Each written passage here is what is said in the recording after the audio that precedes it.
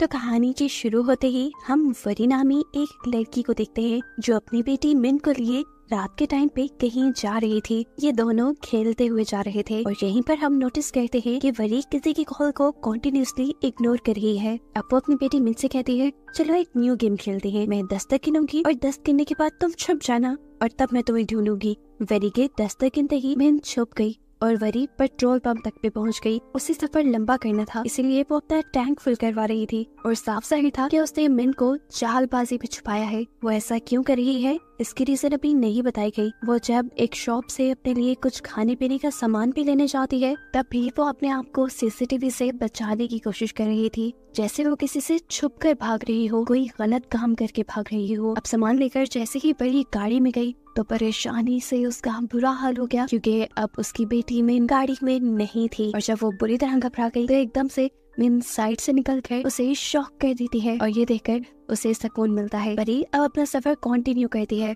Worry बहुत ज्यादा लंबी ड्राइव कर चुकी थी, अब तो उसे नींद भी आ रही थी। इसी के चलते वो एक बुरे ट्रक से होने वाले एक्सीडेंट से भी बची, जिसके बाद उसने फैसला किया कि वो गाड़ी को साइड पे लगा कर थोड़ी देर सो जाएगी और फिर उठ के सफर कंटिन्यू करेगी। सुबह उसकी आँख गाड़ी की विंडो पर होने वाली नॉक से खुली और अपने पास पुलिस को देखकर वो इस तरह घबरा गई जैसे पुलिस उसे पकड़ने आई हो, लेकिन ऐसा कुछ नहीं था। पुलिस ने उससे कहा, आपको यहाँ से चले जाना चाहिए, ये इलाका सेफ नहीं, यहाँ पर डाकू आते हैं। आपकी किस्मत अच्छी थी कि आपके साथ ऐसा कुछ नहीं हुआ। पुलिस की बात मानते हुए वो वहाँ से चली जाती है, लेकिन जाते हुए उसने इस चीज का जरूर ख्याल रखा कि पुलिस वाला ना उसका पीछा कर रहा था, ना उस पर नजर रखे हुए था। फाइनली अब वो अपनी मॉम के घर पहुँच गई, जो एक वीरान सुनसान इलाके में था। जहाँ आकर वरी मिन को लिए अपने रूम में चली जाती है, जहाँ वो बचपन में रहा करती थी। वरी दिखाती है कि उसकी मॉम ने उसकी हाइट नापने के लिए यहाँ पर एक मार्क लगाया हुआ था। मिन भी जब उस मार्क के ऊपर खड़ी हुई तो वो भी उतने ही कद की थी। जिसके बाद ये लोग अपने कामों पे लग गए और यहाँ सीक्रेटली हमें दिखाया गया कि वरी के बैग में एक रिवॉल्वर भी है। अचानक उनके दरवाजे पे होने वाली नॉक वरी को चौंका देती है और वो बड़े ही डरते हुए दरवाजे पर चेक करने के लिए जाती है। जाने से पहले उसने मिन से कहा था कि तुम पर्दे बिल्कुल नहीं हिलाओगी। उसने गेट खोला तो सामने इस घर के केयर टेकर थे। ये देखकर उसे सांस में सांस आई। इनका नाम वनीत था और ये बचपन से ही वेरी के घर की हिफाजत किया करते थे। ये वेरी की मॉम की ड्राइवर थे। अभी भी वेरी ने इनसे कुछ अपने काम की चीजें मंगवाई थी, जिसके बाद ये आदमी उससे कहकर जाता है, इसके अलावा अगर आपको किसी भी चीज की जरूरत हो तो मेरा घर पास में ही है, मुझे बुला लीजिएगा। ये बात कहकर वो जाने वाले थे कि अचानक उन्होंने वरी के रूम के पर्दे हिलते हुए देखे और ये चीज वरी ने भी नोटिस कर ली। उनके जाने के बाद वो फौरन कमरे में आई और मिन को डांटने लगी, मेरे मना करने के बावजूद भी तुमने पर्दे क्यों खोले? लेकिन मिन मना कर रही थी। उसने कहा, मैंने ये पर्दे नहीं खोले, मैं झूठ नहीं बोल रही मॉम। लेकिन वरी को उसकी किसी बात पे यकीन नहीं था, क्योंकि अगर मिन ने पर्दे नहीं खोले तो फिर किसने खोले? ये सब करने के बाद वरी अपना सामान सेट करती है, जहाँ उसके सामान में हमें बहुत सारा कैश भी दिखाई देता है, जिसे वो छुपा कर वॉशरूम में चली जाती है। और जब वो मुँह हाथ धो रही थी तो उसे ऐसा फील हुआ जैसे उसके कंधे पर किसी ने हाथ रखा हो, लेकिन उसके पीछे कोई नहीं था। इसलिए उसे लगा कि शायद ही उसका वहम होगा। खाना खाने के बाद अब वरी और मिन टीवी देखने के लिए बैठ जाते हैं, लेकिन टीवी के ऑन होते ही उन्हें टीवी के अंदर एक अजीब और गरीब सा साया दिखाई देता है, जिसे देखते ही मिन डर जाती है और टीवी भी फौरन बंद हो जाता है। मौसम भी अचानक ही खराब हो गया। वरी को भी अब हल्का सा डर लगा था, लेकिन वो मिन को ये सब शो नहीं कर सकती थी, इसलिए वो मिन को लिए सोने चली जाती है। रूम में जाने से पहले इन्हें वहाँ पर एक लॉक कमरा दिखाई देता है, जिसके बारे में विन जब वरी से पूछते हैं कि इसके अंदर क्या है, तो वरी जवाब में कहती है, इसके बारे में तो मुझे भी कुछ नहीं पता, क्योंकि आज तक मैं इस कमरे में गई ही नहीं। खैर अब अगला दिन हो जाता है। वरी और मिन जब खाना खा रहे थे तो एकदम से दोबारा उनके घर की लाइट फ्लिकर होने लगी और इसी टाइम पर मिन को वरी के पीछे एक बहुत ही खतरनाक भूत दिखाई दिया, जिसे देखकर वो चिल्ला दी। वरी को लगा कि शायद मिन अंधेरे से डर रही है और फिर उसे याद आया कि उसके घर पर तो जनरेटर भी है। वो मिन को लिए जनरेटर ऑन करने के लिए चली गई, जहाँ जाने पर उसने देखा कि वो जनरेटर बहुत बड़ा था। ये जनरेटर तो किसी मिल को बिजली सप्लाई करने वाला लगता था। इतने सालों बाद भी एक बटन चलाने पर ये जनरेटर ऑन हो जाता है और घर में लाइट वापस आ जाती है। अब रात बहुत अच्छे से गुजरी। अगली सुबह उठकर मिन और वरी खेलने लग जाते हैं। वो लोग छुपने वाली गेम खेल रहे थे। वरी बेड के नीचे छुप जाती है और मिन को उसे ढूंढना था। जिस रूम में वरी छुपी हुई थी उसी रूम में मिन भी आई, लेकिन बेड के नीचे चेक किए बगैर वो चली गई। ऐसे में वरी उसे सरप्राइज देने के लिए बेड के नीचे से निकलकर उसके पीछे गई तो उसने देखा कि मिन खेलना छोड़कर ड्राइंग करने चली गई है। मिन ने इस टाइम मास्क पहना था, ये उसके पास कहाँ से आया था? वरी ने सोचा ही नहीं। अभी वो मिन को देख ही रही थी कि एकदम से मिन ने ही आकर उसे पकड़ लिया और वरी होश में आई। उसने देखा कि मिन तो उसके पास खड़ी थी, सामने चेयर पे जो मिन बैठी थी, आखिर वो कौन थी? क्या उसका वहम था वो मास्क पहनी हुई मिन, या सच में ही कोई आत्मा उनके इस घर में रहती थी? वरी इन चीजों को अपने सर पे सवार नहीं करती, लेकिन रात में इनके साथ दोबारा ऐसा ही खतरनाक वाकया होता है। मिन को एक खौफनाक दिखने वाली भूत डराती है, जिससे मिन इतना ज्यादा डर चुकी थी कि अब वो इस घर में रहना भी नहीं चाहती थी। वो सोल या जो कुछ भी इस घर में था वो ज्यादा मिन को ही तंग कर रहा था। परी भी उसे देखकर परेशान हो गई, क्योंकि मिन हर हाल में ये घर छोड़ना चाहती थी। बड़ी मुश्किल से वरी मिन को समझाकर सुलाती है, देखो अब हम आपके डैड के घर नहीं जा सकते, वो घर हमारा नहीं रहा, हमारे पास सिर्फ एक ही घर है और हमें इसी में रहना होगा। अब जब सुबह हुई तो दोबारा हम वरी को मिन के साथ खेलते हुए देखते हैं, और इस टाइम पर वरी को दोबारा मास्क पहनी हुई वही छोटी लड़की दिखाई देती है। वरी को लगा कि ये बाहर से आई होगी। वरी जब उसे चेक करने के लिए गई तो वो लड़की आगे आगे भागने लग गई। वरी ने भी काफी उसका पीछा किया और फिर वो लड़की गायब हो गई। उस टाइम वरी बुरी तरह कंफ्यूज हो चुकी थी कि आखिर वो लड़की है कौन। अभी वो यही सोच रही थी कि उसे ऊपर मिन के चिल्लाने की आवाजें आई। सब कुछ छोड़ छाड़ कर वो भाग कर मिन के कमरे में गई। पहले तो दरवाजा ही नहीं खुला, और जब उसने जोर लगाकर दरवाजा खोला तो अंदर मिन के कमरे का पूरा फर्नीचर हवा में लटका हुआ था। वरी भी बुरी तरह घबरा गई। उसे मिन कमरे में कहीं नजर नहीं आई, क्योंकि मिन तो उस भूत से डरते हुए अलमारी में जा छुपी थी। ये बात अभी वरी को नहीं पता थी। एकदम से अलमारी के दरवाजे भी बंद हो जाते हैं और कमरे का सारा सामान धड़ाम से नीचे गिर जाता है। वरी जोर जोर से मिन मिन कहकर चिल्लाती है, लेकिन मिन कहीं नहीं थी। उसने हर जगह चेक किया, अलमारी भी खोलकर चेक की, लेकिन मिन उसे कहीं नहीं मिली। उसने पूरा घर छान मारा, वो टॉर्च लेकर जंगल में भी गई, लेकिन मिन जब उसे कहीं नहीं मिली तो फिर थक हार कर उसने पुलिस में रिपोर्ट करवाने का सोचा। इंस्पेक्टर अब वरी की कंप्लेन करने पर आ जाती है। घर में आते ही उसने जो सबसे पहले नोटिस किया वो वरी के मुंह के निशान थे। घर की एंट्रेंस की टाइल टूटी हुई थी। ऊपर जब वो देखती है तो ऊपर का शैंडियर भी टूटा हुआ था। ऐसा लग रहा था कि जैसे शैंडियर के गिरने से ही ये टाइल्स टूटी होंगी। वो अब वरी से ही इन्वेस्टिगेशन शुरू कर देती है। तब वरी उसे रात में होने वाली सारी चीजें बताती है कि कैसे एक बच्ची उसे नजर आई, और जब वो उस बच्ची का पीछा करने गई तो बाद में कमरे में आने पर मिन गायब थी और मिन के रूम का सारा फर्नीचर हवा में था। इंस्पेक्टर को वरी की इस कहानी पे बिल्कुल यकीन नहीं था। ऐसा कैसे हो सकता था कि बिना वजह रूम का फर्नीचर हवा में खड़ा हो जाए। उसे वरी की बातों में कहीं ना कहीं झोल लग रहा था। वो अब वरी के हस्बैंड यानी मिन के डैड के बारे में सवाल करती है, और वरी झूठ बोल देती है कि मैंने काफी सालों पहले उसे छोड़ दिया है। वरी से सारे सवाल जवाब पूछने और मिन का कमरा देखने के बाद वो इंस्पेक्टर अब वरी से मिन की फोटो मांगती है, ताकि वो लोग कार्रवाई को आगे बढ़ा सके। लेकिन वरी के पास मिन की कोई फोटो नहीं थी, क्योंकि सब फोटोज पुराने मोबाइल में थी जो उसने आते ही गिरा दिया था। और हैरानी की बात ये थी कि वरी किसी वजह से सोशल मीडिया भी यूज नहीं करती थी, ऐसे मिन का फोटो वहाँ से भी नहीं मिलने वाला था। अब इंस्पेक्टर ने जितने सबूत हो सकते थे इकट्ठा करवाए, लेकिन ये सारे सबूत इस बात के लिए काफी नहीं थे कि मिन वरी के साथ यहाँ रहती थी। अब घर के बाहर पुलिस में खड़ी देखकर वनी यानी इस घर का केयर टेकर यहाँ आ जाता है, जिससे भी जब पुलिस मिन के बारे में सवाल करती है तो वो पुलिस को बताता है, नहीं वरी मैम तो यहाँ पर अकेले आई थी। वरी कहती है, नहीं पनीत अंकल याद करिए, उस दिन जब आपने ऊपर देखा था एकदम से पर्दे हटे थे ना, ऊपर मिन ही थी, लेकिन क्योंकि वो मिन को किसी के सामने नहीं लाई थी इसलिए किसी को यकीन नहीं हो रहा था कि मिन उसके साथ यहाँ थी। अब पुलिस को लगने लगा था कि वरी को कोई साइकोलॉजिकल इशू है, जिसकी वजह से उसे लग रहा है कि उसकी बेटी उसके साथ ही है। यहाँ तक कि पुलिस को तो ये भी शक होता है शायद वरी की कोई बेटी ही ना हो। अब इंस्पेक्टर को वनीत और वरी की बातों से पता चला था कि वरी काफी सालों बाद यहाँ आई थी। वो वरी से पूछती है, अच्छा तो बताइए कि आप आई कहाँ से है? इस टाइम वो झूठ नहीं बोलती और सच बता देती है कि वो पिछले ही हफ्ते बैंकॉक से आई है। वो किस रास्ते से आई, रास्ते में कहाँ रुकी, वो सारी डिटेल्स इंस्पेक्टर को देती है कि किसी भी चीज की मदद से वो सिर्फ मिन को ढूंढ लाए। इंस्पेक्टर उसकी बात मानते हुए इन्वेस्टिगेशन शुरू कर देती है और उसके बताए रास्तों की सीसीटीवी फुटेज चेक करवाती है, लेकिन किसी भी सीसीटीवी फुटेज में मिन थी ही नहीं, जैसा कि हमने शुरू में देखा था कि वो खुद मिन को सीसीटीवी से छुपा रही थी। अब सारा मामला समझने के बाद इंस्पेक्टर को यही लगा कि मिन शायद इस दुनिया में एग्जिस्ट ही नहीं करती, इसीलिए वो मिन के गायब होने की रिपोर्ट नहीं लिखते। एक रात तो वरी भी खामोश हो गई, लेकिन फिर उससे रहा नहीं गया। परेशानी में पागल हुए पुलिस स्टेशन जाकर उससे सब कुछ साफ साफ बता दिया कि मैं झूठ नहीं बोल रही, मेरी एक बेटी है और मैं उसे एक ही हफ्ता पहले बैंकॉक से लेकर आई हूँ, बहुत मुश्किल से अपने हस्बैंड से बचाकर। मेरे हस्बैंड मुझे मारते थे, इसी वजह से मैं छुपकर यहाँ आ गई। उसने अब ये भी सच बता दिया था कि आने से पहले उसने अपने हस्बैंड पर जानलेवा हमला किया था।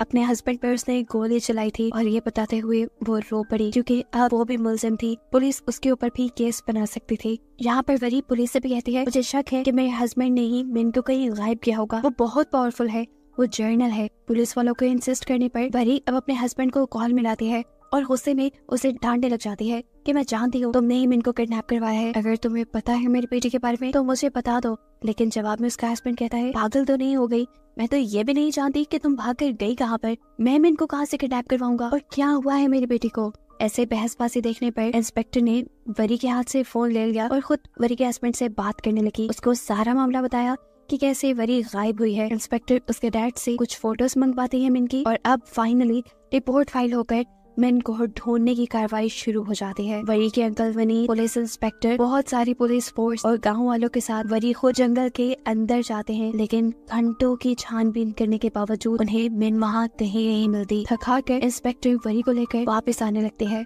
अब बारिश भी हो रही थी, इंस्पेक्टर का बारिश में भीगना बिल्कुल भी सेफ नहीं था, इसलिए वो लोग वरी के घर पे आ गए। अब इस घर में आने पर इंस्पेक्टर को वो रूम नजर आता है जिसके ऊपर ताला लगा हुआ था। इंस्पेक्टर इस रूम के बारे में पूछती है तो वरी वही जवाब देती है कि ये रूम कई सालों से बंद है, इसे तो मैंने भी कभी नहीं देखा।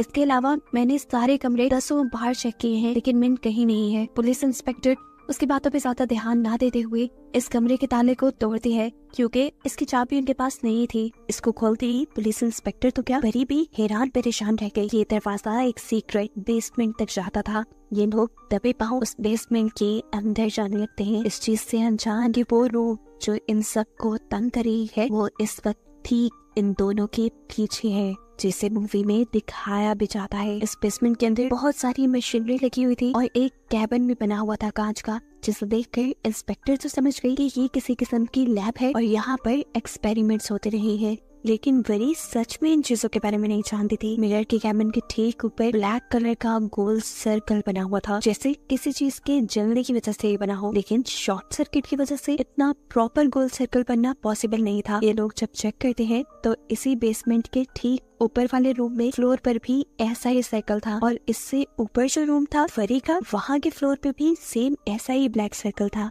और ऊपर वाले होल के ऊपर वही अलमारी थी जिसके अंदर से मिन गायब हुई थी। इन चीजों को देख और सुनकर तो फोरेंसिक वाले भी बहुत हैरान थे। बहुत सी कोशिशों के बावजूद भी इन लोगों को मिन कहीं नहीं मिलती और नाचार इंस्पेक्टर को वरी को ये कहना पड़ता है कि उन्हें मिन कहीं नहीं मिली और ना ही मिन के मिलने की उन्हें कोई उम्मीद है। उदास परेशान वरी उन्हें कुछ भी ना कह सकी और अपने घर रुक गई। इंस्पेक्टर वगैरह सब चले गए और रात भी हो गई। वो जैसे ही अपने बिस्तर पर सोने के लिए लेटी तो उसे फील हुआ जैसे कोई इसके घर में घुस आया है। ये मिन भी तो हो सकती थी या कोई और। वो डर कर इंस्पेक्टर को कॉल कर देती है कि कोई इसके घर में घुस आया है और फिर अपने हाथ में गन लिए आहिस्ता आहिस्ता चेक करने के लिए जाती है। करीब आकर वरी ने देखा कि छोटी बच्ची जो मिन ही लग रही है वो 1 से 20 तक लेकर गिनती गिन रही है। वो जैसे ही इस बच्ची के पास जाती है तो वो बच्ची भागकर मिन के कमरे में चली जाती है। जहाँ जाकर वरी ने देखा कि सारा सामान पहले की तरह ही हवा में लटका हुआ है और ये देखकर वो बहुत ज्यादा डर गई। वो लड़की अलमारी में जा घुसी थी। उसे देखने के लिए वरी ने जैसे ही अलमारी खोली तो उस लड़की ने वरी को भी अंदर खींच लिया और वरी को ऐसा लगा जैसे वो कोई बहुत ही गहरे कुएं में जा गिरी हो। वो गिरती रही यहाँ तक के बेहोश हो गई। कुछ देर बाद जब उसे होश आया तो वो उसी शीशे के सेल में थी जो हमने उसके घर पर देखा था। इस टाइम उसके सामने उसकी मॉम थी जिसे देखकर वो खुद भी हैरान रह गई। अपनी मॉम को देखकर वरी को वरी का बचपन याद आ गया। वो जब वो अपनी फैमिली के साथ टाइम स्पेंड करने के लिए तरसती थी, अपनी मॉम के साथ टाइम स्पेंड करने के लिए तरसती थी। वक्त था कि 1991 का। सीन सारे पास्ट में जा चुके हैं और हम वरी की बचपन की कहानी देख रहे हैं। वरी बहुत ज्यादा एक्साइटेड है क्योंकि आज उसे अपने मॉम डैड के साथ सैर के लिए जाना है, लेकिन अनफॉर्चुनेटली उसकी मॉम को साइट से कॉल आती है और पता चलता है कि डैम में कुछ गड़बड़ी आ गई है, जिसकी वजह से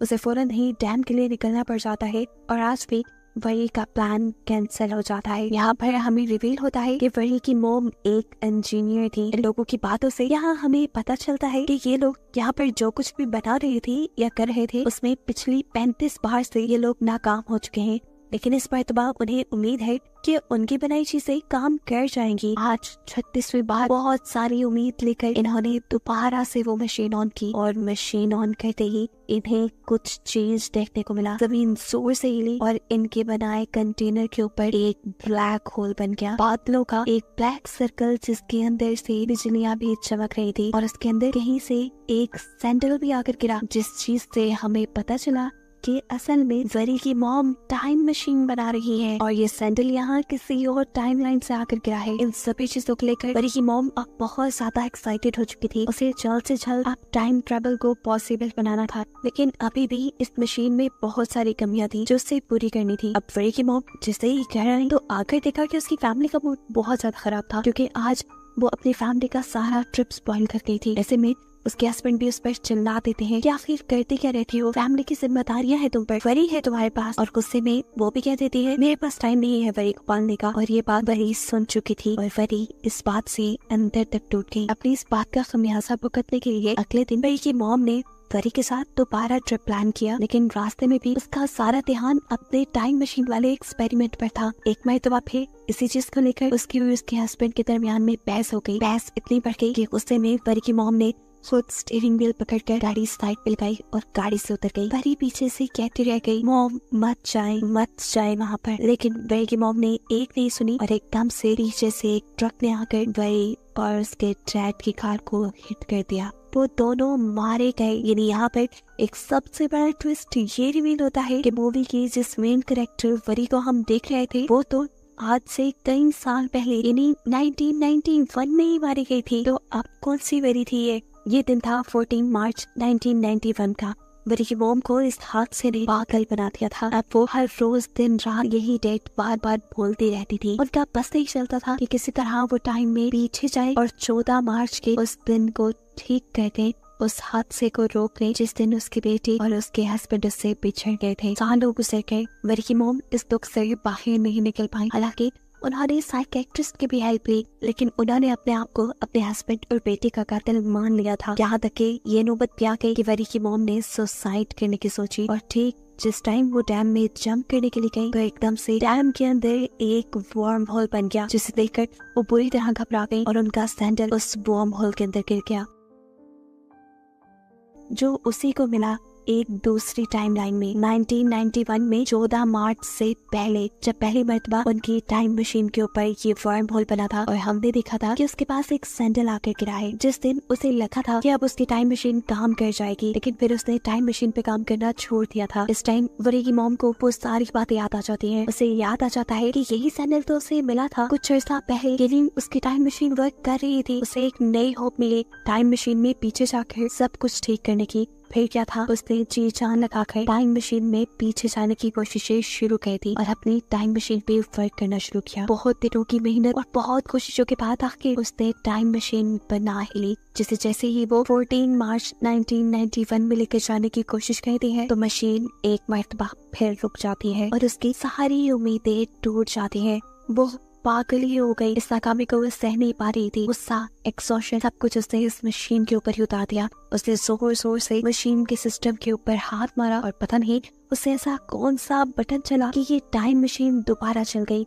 मिरर कैबिन के ऊपर एक और मर्तबा ब्लैक होल बना और उस कैबिन के अंदर मिन आ गिरी। यानी साफ मतलब था उस दिन मिन जब गायब हुई थी तो उसे किसी जिन ने गायब नहीं किया था, बल्कि उस कबर्ड के अंदर एक वर्म होल बन गया था जिसने 2024 की टाइमलाइन को इस टाइमलाइन से यानी 1991 वाली टाइमलाइन से ला मिलाया था। ये तो बहुत ज्यादा वरी जैसे ही दिख रही थी। वरी की मॉम को ये लगने लगा कि वरी ना सही तो ये बच्ची ही सही, उसकी आखिरी दिनों का सहारा। इस बच्ची यानी मिन को उठाकर वो बेडरूम में ले आई। मिन सोती रही और जब उसे जाग आई तो उसे ये महसूस ही नहीं हुआ कि वो कहीं और आ गई है, क्योंकि घर तो ये बिल्कुल पहले जैसा ही था। अब उसने पूरे घर में अपनी मॉम को यानी वरी को ढूंढना शुरू किया, लेकिन वरी कहीं नहीं मिल रही थी। उसने जोर जोर से वरी को आवाज़ें दी, लेकिन वरी के ना मिलने पर वो रोने लगी। यहाँ देखने को मिलता है कि वरी की मॉम उसे चुप करवाती हैं, उसे प्यार करती हैं, ऐसे जैसे उन्होंने वरी को भी नहीं करवाया था। अब वो अपनी पुरानी गलतियां नहीं दोहराना चाहती थी, वो उसे इग्नोर बिल्कुल नहीं करने वाली थी। यहाँ पर हमें वनीत को भी दिखाया जाता है, यानी वही आदमी जिसे हमने कहानी के शुरू में वरी के साथ भी देखा है। ये वरी की मॉम की ड्राइवर थे।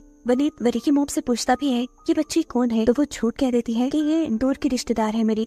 और मैंने इसे अडॉप्ट कर लिया है। उसके साथ शॉपिंग करती है, पार्क में जाती है, सैर करवाती है और हर वो काम जो एक मॉम अपने बेटे के साथ कहती है वो करती है। सब कुछ बिल्कुल ठीक चल रहा था। मैं भी यहाँ खुश रहने लगी थी और अपनी मॉम को भी भूल गई थी। लेकिन कहीं ना कहीं अभी भी फरी की मॉम के दिल में अपनी बेटी और अपने हस्बैंड का ख्याल था, जिसके लिए दोबारा वो अपनी टाइम मशीन स्टार्ट करने का सोचती है। उसे उम्मीद थी कि इस मर्तबा तो वो जरूर उस दिन में यानी 14 मार्च 1991 में चली जाएगी जब उसकी फैमिली उससे बिछड़ी थी। टाइम मशीन में डेट सेट करने के बाद वो एक लीवर दबाकर टाइम मशीन को ऑन कर देती है और सीन कट होकर हमें प्रेजेंट टाइमलाइन दिखाई जाती है, यानी 2024, जहाँ पर वरी को मिन मास्क पहने दिखाई दे रही है। ये सच में मिन ही है जो असल में वरी की मोम के साथ छुपन छुपाई खेल रही थी मास्क पहनकर। मिन के साथ खेलते हुए वरी की मोम तो अपनी लैब में आ गई, लेकिन मिन उस ढूंढने और छुपने के चक्रों में एक और मर्तबा अपनी प्रेजेंट टाइमलाइन में आ गई और आकर दोबारा से अलमारी में चली गई, जिसके पीछे उसे देखते हुए वरी भी उसके कमरे में आई थी। तब सारा सामान हवा में लटका हुआ था। उसने देखा था कि मिन अलमारी में गई थी। उसे चेक करने के लिए जब उसने भी अलमारी खोली तो खुद जाकर वो इस टाइमलाइन में यानी 1991 में आ गई। और सीन कट होकर हमें वहीं से दिखाया जाता है जहाँ पर इस ग्लास बॉक्स के अंदर वरी को होश आया है और वो अपनी मॉम को देखकर शौक है। उसे खुशी है, परेशानी है, कुछ समझ नहीं आ रही, लेकिन वो मॉम कह रही है। और इस चीज से वरी की मॉम बहुत ज्यादा परेशान है क्योंकि उसने कभी इस लड़की को ना तो देखा है ना ही वो इसको जानती है। फिर वो लड़की उसे मॉम क्यों कह रही है? वरी को ये लग रहा था कि वो मरकर आफ्टर वर्ल्ड में आ गई है जहाँ पर उसकी मॉम भी है और ये उनका रीयूनियन है, यानी वो लोग दोबारा मिल रहे हैं। ही वरी अब अपनी पॉकेट से गन निकालती है, जिसे देखकर वरी की मॉम और भी ज्यादा परेशान हो जाती है और उसे गन नीचे रखने के लिए कहती है। जबकि सीन कट होकर हमें प्रेजेंट टाइम में यानी 2024 में दिखाया जाता है कि अब पुलिस इंस्पेक्टर भी वरी के घर आ चुकी थी, जिन्हें घर आने पर अब तो वरी भी नहीं मिली। इन्होंने पूरा घर छान मारा, जंगल देख लिया, हर जगह देख ली, वरी कहीं नहीं थी। घर की तलाशी लेने पर इन्हें बहुत सारा कैश और पिस्टल मिले, जो ये साबित कर रहे थे कि वरी यहाँ से कहीं भागी नहीं बल्कि गायब ही हुई है। अगर वो भागती तो पैसे और चीजें लेकर ही भागती ना। सीन कट होकर दोबारा हम देखते हैं कि 1991 में वरी की मॉम वरी से उसकी गन लेकर उसे उसी कांच के मिरर में कैद करके वहाँ से चली जाती है, जबकि वरी चिल्लाती रह जाती है, मॉम मेरी बात सुने, मेरे पास आए। सीन्स दोबारा प्रेजेंट टाइमलाइन में शिफ्ट होते हैं जहाँ पर इंस्पेक्टर वरी को ढूंढने के लिए इन्वेस्टिगेशन शुरू कर चुकी है। घर की डीप तरह से तलाशी ली जा रही है जहाँ पर इन लोगों को वरी की फैमिली की, वरी की मॉम और डैड की पिक्चर्स मिली है। इंस्पेक्टर अंकल वनीत को बुलाते हैं इन सारी चीजों के बारे में सवालात पूछने के लिए। अंकल वनीत बता देते हैं कि तस्वीर में जो लड़की है वो वरी की मॉम है। इंस्पेक्टर पूछते हैं वरी की मॉम क्या काम करती थी? तब वनीत अंकल बताते हैं कि वो प्रोफेसर थी और पास के ही हाइड्रोलिक डैम की इंजीनियर भी थी। वो वनीत से पूछती है कि घर में लैब क्यों बनाई गई है? लैब के बारे में तो वनीत को भी कुछ नहीं पता था। हाँ, बस वो इतना जानता था कि आज से 30 साल पहले वरी की मॉम यहाँ से ये सब कुछ छोड़कर जा चुकी थी। कई दिन इसी इन्वेस्टिगेशन में गुजर जाते हैं और 1991 वाली टाइमलाइन में भी कई दिन गुजर जाते हैं। वरी इसी तरह भूखी प्यासी रहती है और एक दिन वरी की मॉम उसके लिए खाना ले ही आते हैं। डरते हुए खाना उसके कैबिन में रखने के बाद वो उससे पूछती है, अच्छा बताओ कौन हो तुम और यहाँ क्यों आई हो? क्या मकसद है तुम्हारा? कैसे आई हो यहाँ पर? वही बताते हैं, मैं इसी घर में रहती हूँ, पता नहीं कैसे मैं अपनी बेटी को ढूंढ रही थी, वो अलमारी में जाकर छुपी थी, मैंने अलमारी खोली और पता नहीं कैसे वो यहाँ आ गई। अब ये जानकर कि वरी मिन को ढूंढने के लिए यहाँ आई है, वरी की मॉम ने दोबारा वरी का कैबिन बंद किया और ऊपर आ गई, क्योंकि अब वो मिन को खोना नहीं चाहती थी। उसने मिन को अपनी बेटी मान लिया था। वो अब वरी की निगरानी के लिए वनीत अंकल को भेज देती है, जबकि यहाँ पर वरी को अजीब घुटन होने लगी थी। उसे किसी भी हाल में या तो अपनी बेटी को ढूंढना था या अपने घर वापस जाना था। उसे कुछ समझ नहीं आ रही थी। अपने आप को यहाँ से छुड़ाने के लिए उसके जहन में एक आइडिया आता है। वो यहाँ दम घुटने का ड्रामा करते हैं और वनीत अंकल उसे चेक करने के लिए उसका कैबिन खोल देते हैं। इतने में ही वो वनीत अंकल को धक्का देते हुए वहाँ से भाग जाती है। वो अब सीढ़ी चढ़ते हुए बेसमेंट के उस दरवाजे तक आ जाते हैं जिसे हमेशा लॉक रखा जाता था। वहीं से उसे मिन गिनती करती हुई भी सुनाई थी। उसने मिन को आवाज लगाई इससे पहले कि मिन उसे देख ली थी। यहाँ पर वरी की मॉम आकर उसे यहाँ से ले जाती है और इतने में पीछे से वनीत अंकल भी वरी को पकड़ने में कामयाब हो गए थे। अब सीन यही से कट होकर हमें 2024 की दोबारा टाइमलाइन दिखाई जाती है। पुलिस, फॉरेंसिक सभी लोग बुरी तरह वरी को ढूंढने की इन्वेस्टिगेशन कर रहे हैं। ये मिस्टीरियस घर कैसे लोगों को निकल रहा है किसी को समझ नहीं आ रही। केस को थॉरोली रीड करते करते इंस्पेक्टर को इसी घर से जुड़ा एक पुराना केस मिलता है। ये केस 1991 में फाइल किया गया था। इंस्पेक्टर इस फाइल को पढ़ना शुरू कर देते हैं। इसी फाइल में मौजूद सबूतों में एक रिवॉल्वर भी था, जिसे इंस्पेक्टर ने फोरेंसिक में टेस्ट करवाने के लिए भेज दिया। जब उसके बारे में इंफॉर्मेशन मुकम्मल होकर इन्हें पता चली तो इंस्पेक्टर भी हैरान हो गई, क्योंकि उस रिवॉल्वर को 2020 में खरीदा था, वो भी वही के हस्बैंड ने। तो ऐसा कैसे हो सकता था कि ये 1991 के सबूतों में हो? इन्हीं सारे सबूतों में इन्हें एक ऐसा पेज भी मिला जिसके ऊपर एक फोन नंबर लिखा हुआ था, और ये तो और भी ज्यादा चौंका देने वाली बात थी, क्योंकि 1991 में फोन्स हुआ ही नहीं करते थे। इंस्पेक्टर जब इसकी और जांच पड़ताल करती है तो उसे पता चलता है कि ये तो वरी का नंबर है, और यहाँ लिखा था कि ये नंबर लाश के पास से मिला था, और फाइल में लिखा था कि ये नंबर उस घर में पड़ी एक लाश के पास से मिला था। इतनी सारी चीजें जानने के बाद इंस्पेक्टर समझ गई कि वरी ही खुद टाइमलाइन में पीछे जा चुकी है, इसलिए तो उसका रिवॉल्वर भी 1991 वाले सबूतों में था, और उसका फोन नंबर भी। अब उसे ये भी पता था कि 1991 में वो मर चुकी है। ये जानकर वो और भी ज्यादा टेंशन में आ जाती है और किसी तरह 1991 में वरी को बचाने की कोशिश में लग जाती है। ऐसा वो कैसे करेगी ये भी उसे मालूम नहीं था। सीन कट होकर अब हमें 1991 टाइमलाइन का सीन दिखाया जाता है, जहाँ पर वरी की मॉम ने वनीत अंकल को सख्त इंस्ट्रक्शन दी थी कि लड़की किसी तरह इस कैबिन से बाहर न निकले। वो भी उसकी निगरानी में बैठे थे, बहुत बोर हो रहे थे तो उन्होंने रेडियो चला लिया। न्यूज कास्टर ने आज की डेट बताते हुए अपना प्रोग्राम शुरू किया। डेट थी 24 नवंबर 1991। ये सुनकर बड़ी बुरी तरह चौंक गई।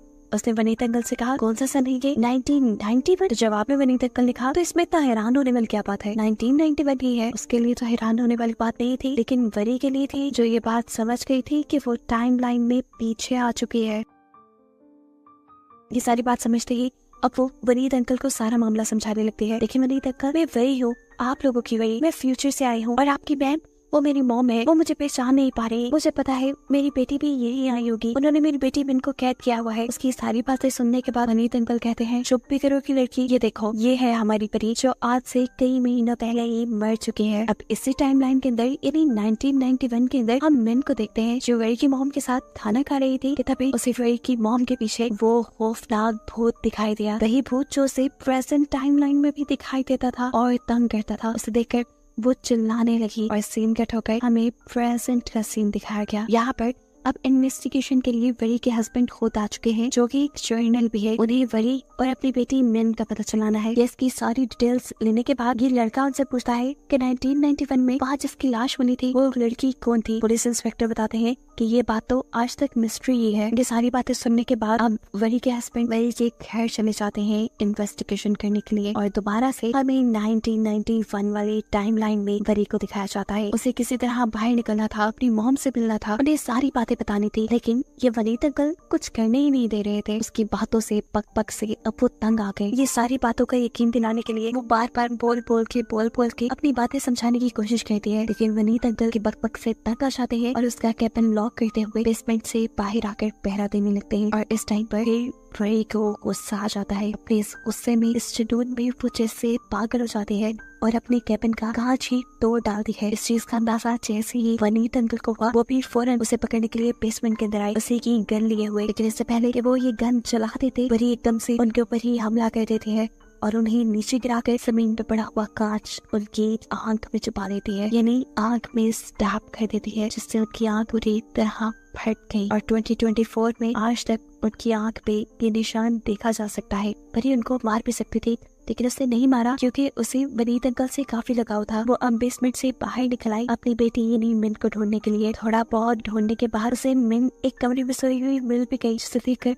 उसकी जान बचान आई। लेकिन इससे पहले कि वो ऐसा करती, उसकी मॉम उसके सामने आ जाती है और एक झटके से वरी को मिन से दूर करते हुए कमरे से बाहर ले आती है। उन्होंने धक्का देते हुए वरी को रेलिंग के साथ लगा दिया और पूछा, कौन हो तुम, क्या चाहती हो? वरी अब भी यही बोली, मैं आपकी बेटी हूँ और मिन मेरी बेटी है। पता नहीं कैसे, लेकिन 2024 से मैं यहाँ पर आ गई। मैं आपकी बेटी को नहीं मारना चाहती, मेरा ऐसा कोई गलत प्रोग्राम नहीं है। वरी की मॉम ये सब समझ भी सकती थी। टाइम मशीन तो उसने खुद बनाई थी, लेकिन उसे ये डर लग रहा था कि कहीं ये वरी मिन को ले ना जाए, उसकी बेटी उससे छीन ना ले, इसलिए वो उसकी बात नहीं सुनती और उसे रेलिंग से धक्का दे देती है। उसका सर पहले शैंडियर से टकराता है और नीचे गिरने के बाद शैंडियर आकर उसके मुंह में गिर जाता है, जिससे उसकी मौत हो जाती है और उसका चेहरा भी जल जाता है। ऐसे में कोई भी उसे देखकर पहचान नहीं पाया कि ये वरी ही है। यहाँ 2024 की टाइमलाइन में जहाँ इंस्पेक्टर इस सारे केस के ऊपर रिसर्च कर रहे थे, उन्हें भी वरी का जला हुआ चेहरा नजर आ रहा था, इसलिए वो नहीं आए